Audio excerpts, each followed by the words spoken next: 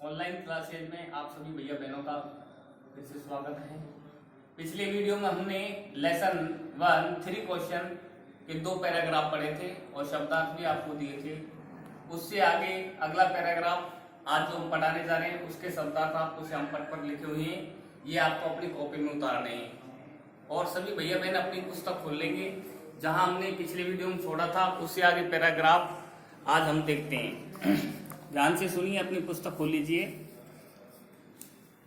But then other said that there were some things which could be urgent. तो अन्य जो लोग आए हुए थे बुद्धिमान, उन्होंने ये सुझाव दिया कि कोई आवश्यक कार्य भी हो सकता है। These things could not wait for the decision of the council. ऐसे कार्य समिति या सभा के द्वारा लिए जाने वाले निर्णय की प्रतीक्षा नहीं कर सकते। In order to decide to right time for doing something, जो किसी कार्य को सही समय पर करे। It is necessary to look into the future. तो ये सब कार्य भविष्य की बातों को ध्यान में रखते हुए किए जाने चाहिए। And only magician could do that. तो ऐसा तो सिर्फ एक जादूगर ही कर सकता है। The king therefore would have to go to magicians। इसलिए राजा फिर एक जादूगर के पास जाता है। In their answer to the second question, दूसरे प्रश्न के उत्तर में, some said that the people most necessary to the king were his counsellor, कि राजा के लिए जो आवश्यक लोग हैं वो हैं उसके सभासद। अदर सेड द प्रिस्ट, और कुछ लोगों ने कहा कि भाई पुजारी। A few others choose the doctor, और कुछ लोगों ने डॉक्टर का चुनाव करने के लिए कहा।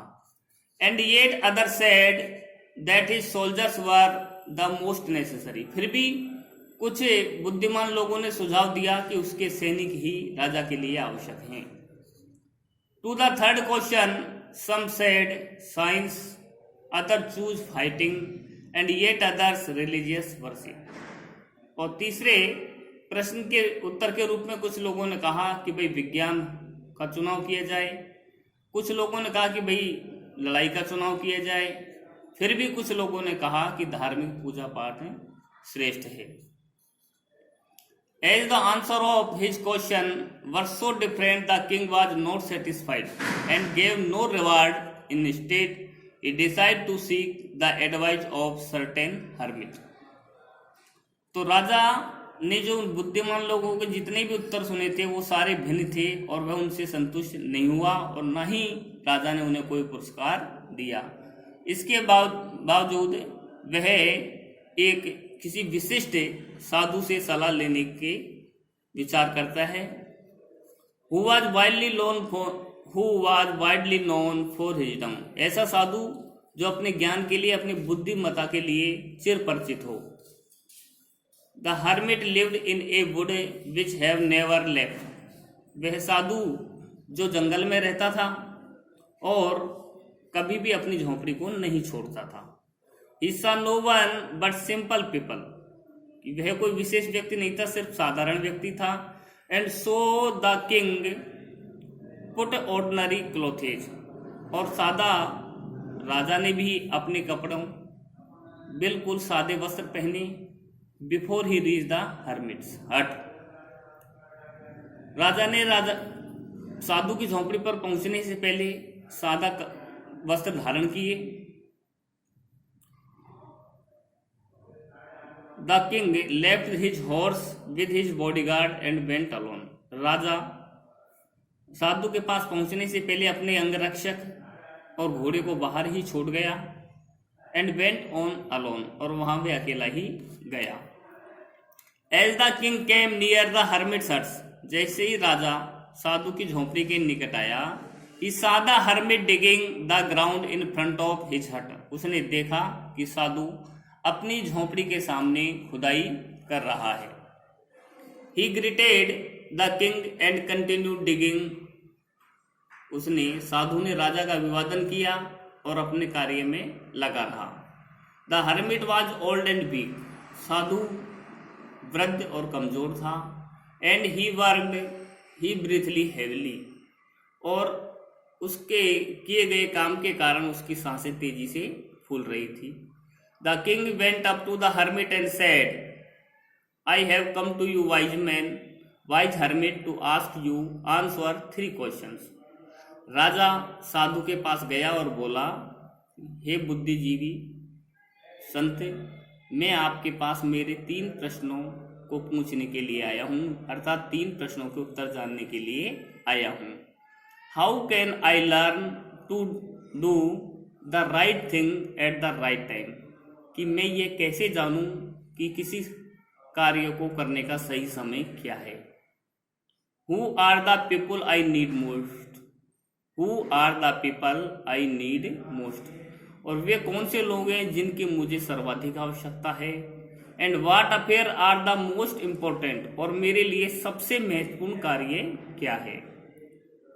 The hermit listen to the king but did not speak, साधु राजा की बातें सुनता है लेकिन कोई उत्तर नहीं देता है।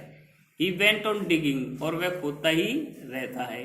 You are tired said the king, और उसने राजा ने कहा कि आप थक गए हैं। Let me take the spade and work in your palace, कि आप मुझे अपना फावड़ा दीजिए और आपके स्थान पर मुझे कार्य करने दीजिए। Thank said the hermit giving the king his spade, अपना फावड़ा राजा को देते हुए साधु ने उसे धन्यवाद दिया। Then he set down on the ground, और वह साधु जमीन पर बैठ जाता है। When the king had dug 2 beds, जब राजा 2 क्यारियां खोद चुका था, ही स्टॉप्ड, वह रुका। एंड रिपीटेड हिज क्वेश्चन, और साधु के सामने अपने प्रश्नों को पुनः दोहराया। The hermit gave no answer, फिर भी साधु ने कोई उत्तर नहीं दिया। But stood up stretching out his hand for the spade, और अपने हाथ फावड़ा मांगने के लिए राजा की तरफ बढ़ाए और कहा, नाउ यू रेस्ट, अब आप आराम करो। एंड लेट मी वर्क, और मुझे कार्य करने दो। But the king did not give him the spade, लेकिन राजा ने उसे फावड़ा नहीं दिया। एंड कंटिन्यूड टू डिग, और निरंतर खोदता रहा।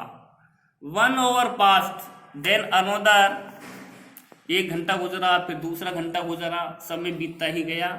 The sun went down behind the trees, सूर्य पेड़ों की आट में छिपने लगा, अर्थात सूर्यास्त होने लगा।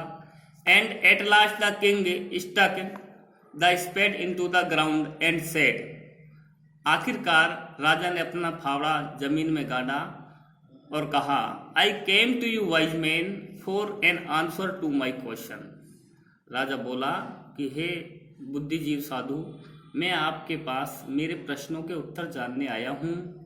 If you can give me know answer, यदि आप मेरे प्रश्नों को उत्तर नहीं दे सकते थे, tell me so and I will return home, तो मुझे पहले ही बता देते, मैं अपने घर लौट जाता। Here comes someone running said the king, said the hermit. Here comes someone running said the hermit, साधु ने कहा कि यहाँ कोई दौड़ता हुआ आ रहा है।